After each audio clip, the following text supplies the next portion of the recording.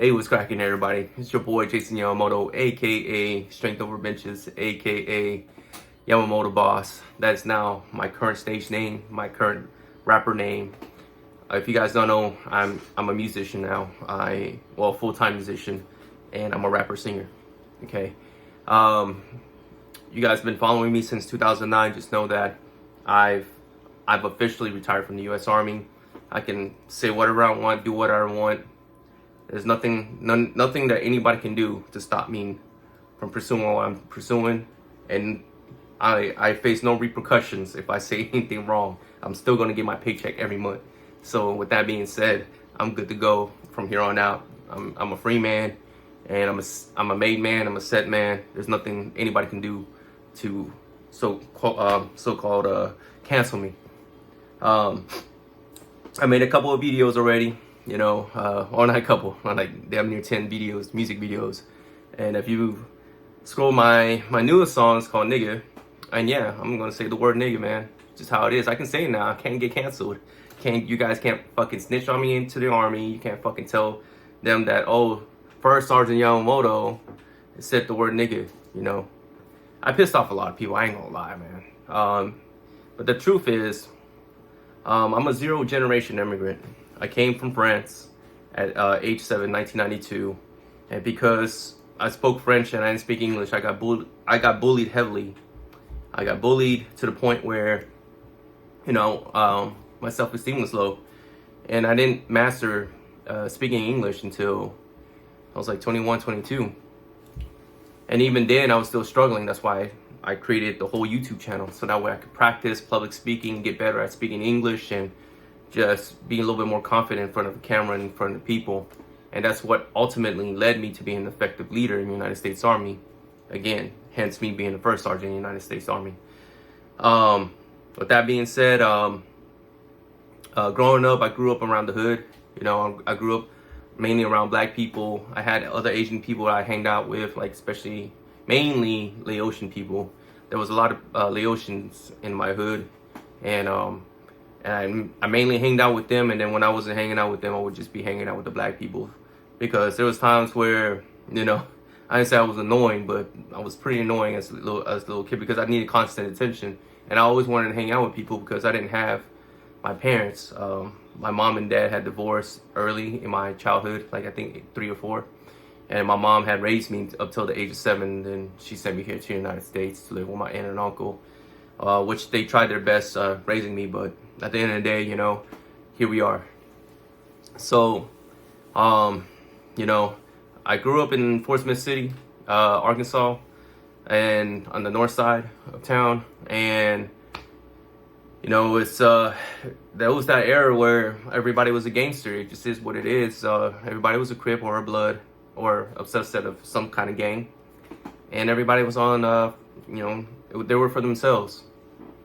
Because I was a foreigner, and I wasn't organically here in the United States. I had this accent, which prevented me from joining any other Asian gangs, and it was the black community that adopted me in, and pretty much gave me the N-word pass. And ever since then, I've just been an Asian nigga. I know a lot of people may get turned off with me saying it. You guys may say, "Oh, well, you're still Asian." At the end of the day, you can't say the word nigga. But at the end of the day, it's a word of endearment to me. I love it. I love my black peoples. I love my African Americans. It is what it is. I want to be the bridge that gaps the racism between the old head Asians that don't like black people for whatever reason, and the black people that feels like nobody likes them. So I want to be that bridge. And in most cases, and a lot of people who do know me, they see that I'm affiliated and associate myself with black people.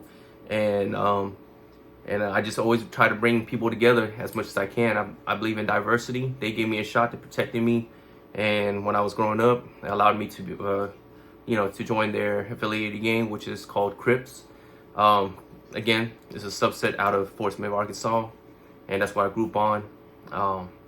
It made me into, the person I was when I was a teenager, and then I carried some of that, pride of being a Crip inside the United States Army, and it allowed me to not get bullied in the Army. Believe it or not, there's a lot of racist motherfuckers in the Army. And because of my Crip background, you know, I was standing 10 toes down, my chest up, and I fought who I needed to fight. You know, anybody who said something weird, you know, I had to take them out. And nobody in the Army can say I didn't do that, because everybody who I got into it, they got it. And so, in the 20 years of being in the Army, you know, it was great. I got to make this channel. I got to answer your guys' questions. I got to share my experiences with you guys. Some people call me a fraud, whatever. You know, at the end of the day, I don't know you guys. I'm only speaking my truth. You can challenge it all you want, but at the end of the day, go talk to a recruiter, talk to somebody who's already in, and they can mainly vouch for it. Some of it, you know, information always changes. Whatever somebody's doing in New York is doing something different in Texas. Whatever they're doing in Texas is doing something different in Korea. Whatever they're doing in Korea is going to be different from Japan. Every unit is different. Everybody does everything different. Even though we want the Army to be a single standard, that's not the truth. Okay, so with that being said, being in the Army was great. I did my 20 years honorably. I left. You know, retirement's good to go. It was approved on February 1st.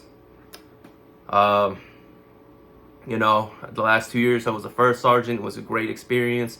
It actually tested the overallness of who I was as a leader. And it proved to me that I was definitely the decision maker, and that I was ready to pursue my music career as a rapper. I've always been a musician. I learned how to rap in, I think 2010, thanks to one of my good friends, Flash of Brilliance. Shout out to Flash for teaching me how to rap. And then, of course, I just developed my own sound. And then I just released my most recent album in October, in another EP. Released another single called Snake. I released a single called War. War is definitely a song about my personal experience in the streets and also in combat overseas. And I try matching both of those experiences together and create that song. A lot of people thought I was making it for the streets, and some people thought I was making it for whatever's going on out there, or trying to be a sellout singer, rapper, whatever.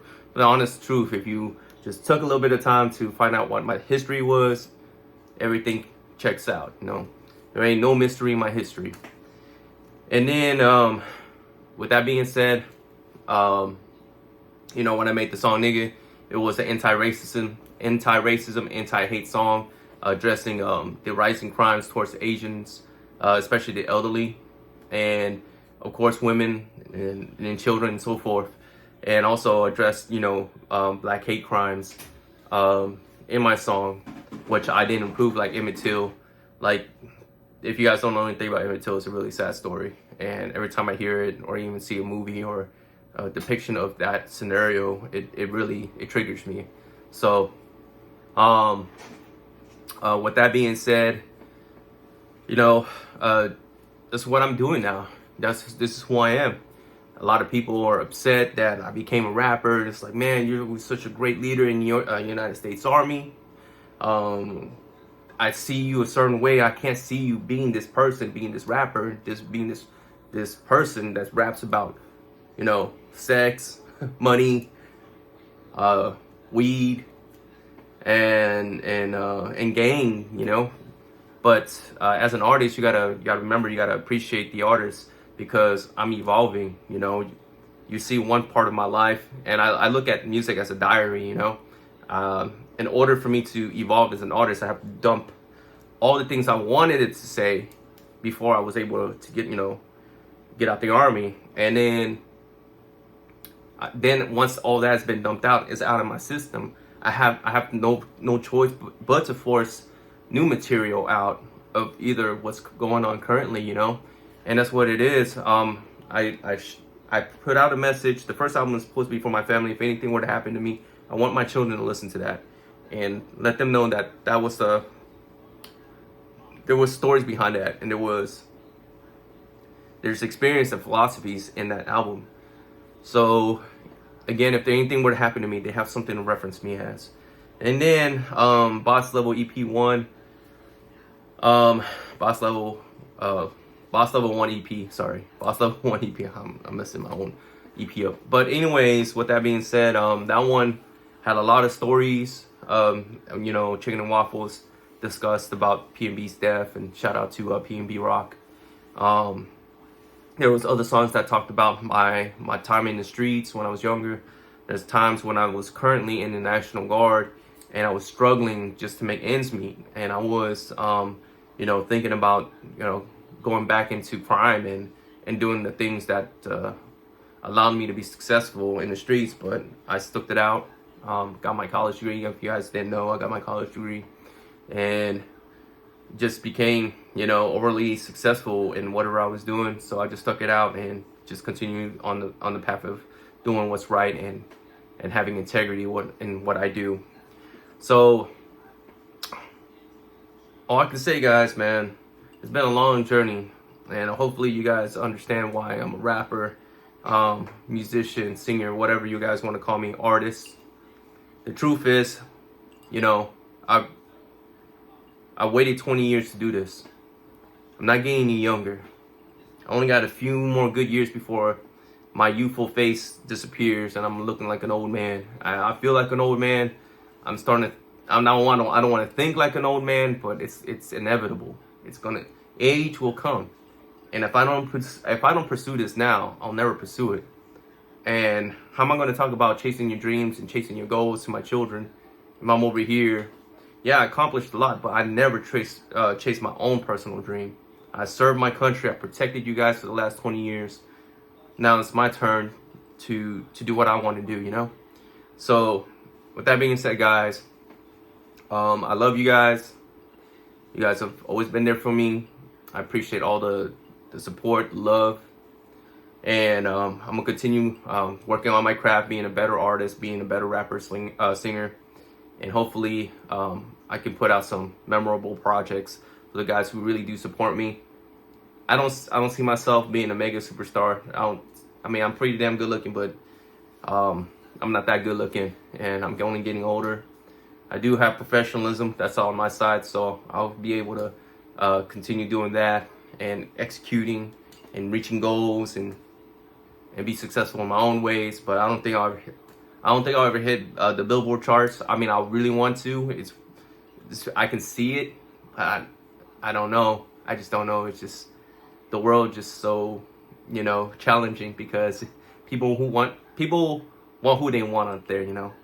So who knows? Maybe I'll make it up there.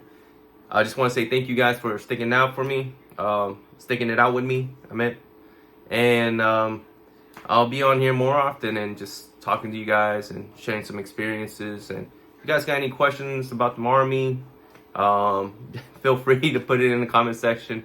I'll read it. I'll start reading my comments again and start answering questions.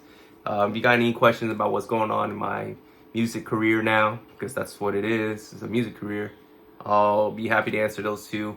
If you just got any questions about, you know, PTSD, combat, whatever it is, comment section. All right.